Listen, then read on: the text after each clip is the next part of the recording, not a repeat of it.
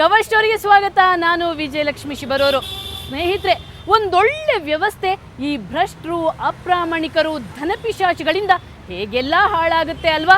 ಇದಕ್ಕೆ best example ಅಂದರೆ ಹಾಪ್ಕಾಮ್ಸ್ ನಿಜವಾಗ್ಲೂ ರೈತರಿಗೋಸ್ಕರ ಇರುವಂಥ ಸಂಸ್ಥೆಯಾಗಿತ್ತು. ಆದರೆ ಅದು ಈಗ ಕಮಿಷನ್ ಏಜೆಂಟ್ರಿಂದ ಕಮಿಷನ್ ಹೊಡೆಯುವುದಕ್ಕಾಗಿರುವಂಥ ಸಂಸ್ಥೆಯಾಗಿದೆ. ಅದು ಹೇಗೆ ಅನ್ನೋದು ನಮ್ಮ ರಹಸ್ಯ ಕಾರ್ಯಾಚರಣೆಯಿಂದ ಬಯಲಾಗಿದೆ. ಅದನ್ನು ಎಳೆಯಾಗಿ ವಿವರಿಸ್ತೀನಿ ಇವತ್ತಿನ ಕವರ್ ಸ್ಟೋರಿಯಲ್ಲಿ.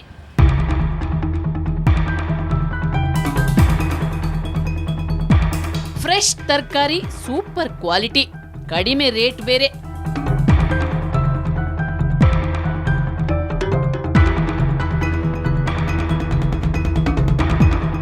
ಅಷ್ಟೇ ಅಲ್ಲ, ರೈತನ ತೋಟದಿಂದ ನೇರವಾಗಿ ಗ್ರಾಹಕನ ಮನೆ ತಲುಪೋ ಅದ್ಭುತ ವ್ಯವಸ್ಥೆ.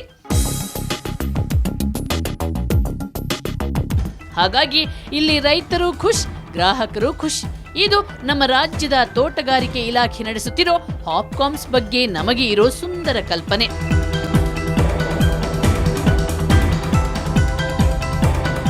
ಪಾಲಿಸಿ ಆಫ್ ಹಾಪ್ಕಾಮ್, ಅವರು ಡೈರೆಕ್ಟ್ ರೈತರಿಂದ ಕೊಡ್ಕೋಬೇಕು, ಬಜಾರ್ಕಿನ್ನ ಚೀಪ್ ಇರಬೇಕು, ಕ್ವಾಲಿಟಿ ವೈಸ್ ಬೆಸ್ಟ್ ಇರಬೇಕು. ಆದರೆ ನಮ್ಮ ಕಲ್ಪನೆಗೆ ಕಲ್ಲು ಬೀಳುವಂಥ ಕರಾಳ ಬೆಳವಣಿಗೆಯೊಂದು ನಮ್ಮ ರಾಜ್ಯದ ಹಾಪ್ಕಾಮ್ಸ್ನಲ್ಲಿ ನಡೆಯುತ್ತಿದೆ. ರೈತರಿಗೆ ಆಗ್ತಿದೆ ಭಾರೀ ದೋಖ, ಗ್ರಾಹಕರಿಗೂ ಬೀಳ್ತಿದೆ 3 ನಾಮ. ಹಾಪ್ಕಾಮ್ಸ್ನಲ್ಲಾಗ್ತಿದೆ ನಿರಂತರ ಮೋಸ. ಇಂಥ ಒಂದು ಗಂಭೀರ ದೂರು ಸುವರ್ಣ ನ್ಯೂಸ್ನ ಕವರ್ ಸ್ಟೋರಿ ತಂಡಕ್ಕೆ ಸಿಕ್ತು. ಆದರೆ ಆರಂಭದಲ್ಲಿ ಈ ದೂರನ್ನು ನಾವು ಅಷ್ಟೊಂದು ಗಂಭೀರವಾಗಿ ಪರಿಗಣಿಸಿರಲಿಲ್ಲ. ಯಾಕಂದ್ರೆ ರೈತರ ಹಣ್ಣು ತರಕಾರಿಯಲ್ಲಿ ಅದೇನ್ ಹಗರಣ ನಡೆಯುತ್ತೆ ಅಂತ ಅಸಡ್ಡೆ ಮಾಡಿದ್ವಿ. ಆದ್ರೆ ಯಾವಾಗ ಈ ದೂರಿನ ಆಳ ಅಗಲವನ್ನ ಅಧ್ಯಯನ ಮಾಡುತ್ತಾ ಹೋದೆವು, ಆಗ ಬಯಲಾಯ್ತು ಹಾಪ್ಕಾಮ್ಸ್ನ ಹಾರಿಬಲ್ ಮುಖ.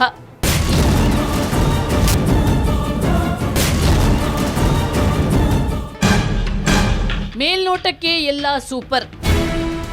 ಈ ಹಾಪ್ಕಾಮ್ಸ್ನಲ್ಲಾಗುತ್ತಿರೋ ಹಗರಣವನ್ನ ಬಯಲಿಗಿಳಿಯಬೇಕಾದ್ರೆ ಮೊದಲು ನಾವು ಅಲ್ಲಿನ ವ್ಯವಸ್ಥೆಯನ್ನ ಅರ್ಥ ಮಾಡ್ಕೊಳ್ಬೇಕಿತ್ತು. ಅದಕ್ಕಾಗಿ ಒಂದು ದಿನ ಮುಂಜಾನೆ 4 ಗಂಟೆಗೆ ಬೆಂಗಳೂರಿನ ಲಾಲ್ಬಾಗ್ ಬಳಿ ಇರೋ ಹಾಪ್ಕಾಮ್ಸ್ ಗ್ರೌಂಡ್ಗೆ ಎಂಟ್ರಿ ಕೊಟ್ವಿ.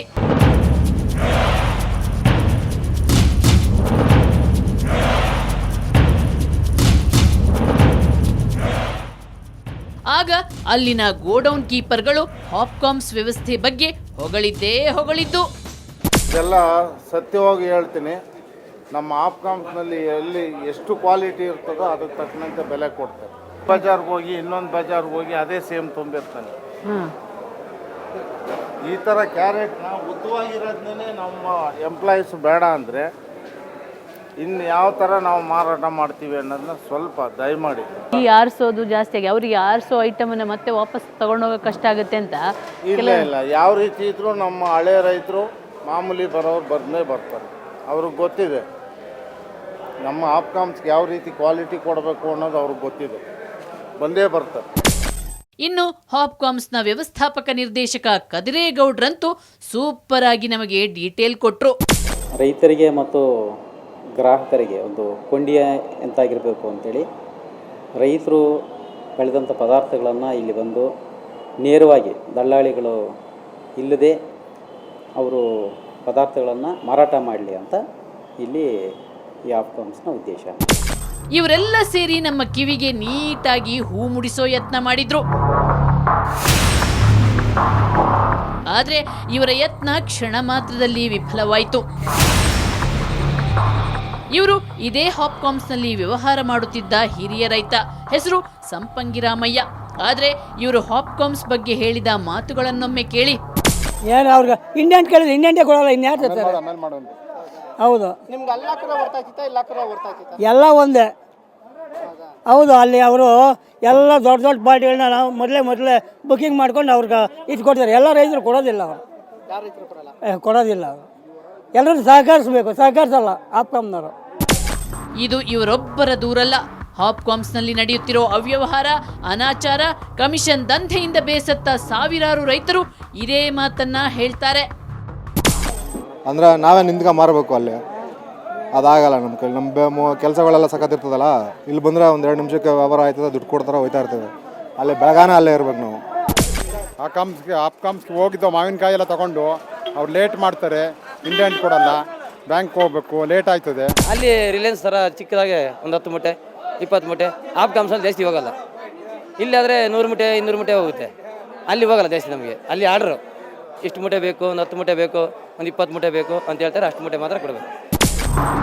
ಇವರ ದೂರಿನ ಜಾಡು ಹಿಡಿದು ನಾವು ಹಾಪ್ಕಾಮ್ಸ್ ಹಗರಣದ ಇನ್ನಷ್ಟು ಆಳಕ್ಕೆ ಹೋದೆವು. ಆಗ ನಮಗೇ ನಂಬಲು ಸಾಧ್ಯವಾಗದಂಥ ಸತ್ಯಗಳು ಹೊರಬಿದ್ದವು. ದಲ್ಲಾಳಿಗಳ ಕಾಟದಿಂದ ರೈತರನ್ನ ರಕ್ಷಿಸೋ ಸಲುವಾಗಿ ಸರ್ಕಾರ ಹಾಪ್ಕಾಮ್ಸ್ ಅನ್ನು ಸ್ಥಾಪಿಸಿತು. ಆದರೆ ತಮಾಷೆ ಗೊತ್ತಾ, ಈಗ ಹಾಪ್ಕಾಮ್ಸ್ನಲ್ಲಿ ಬರೀ ದಲ್ಲಾಳಿಗಳದ್ದೇ ದರ್ಬಾರು. ಮತ್ತು ಹಾಪ್ಕಾಮ್ಸ್ ಮಳಿಗೆಯಲ್ಲಿರುವಂಥ ತರಕಾರಿಗಳಿವೆಲ್ಲ, ಅದು ರೈತರಿಂದ ಬಂದಿರುವಂಥದ್ದಲ್ಲ. ಅದು ಬಂದಿರೋದು ಎಲ್ಲಿಂದ ಗೊತ್ತಾ? ಮಾರ್ಕೆಟ್ ಏಜೆಂಟ್ಗಳಿಂದ.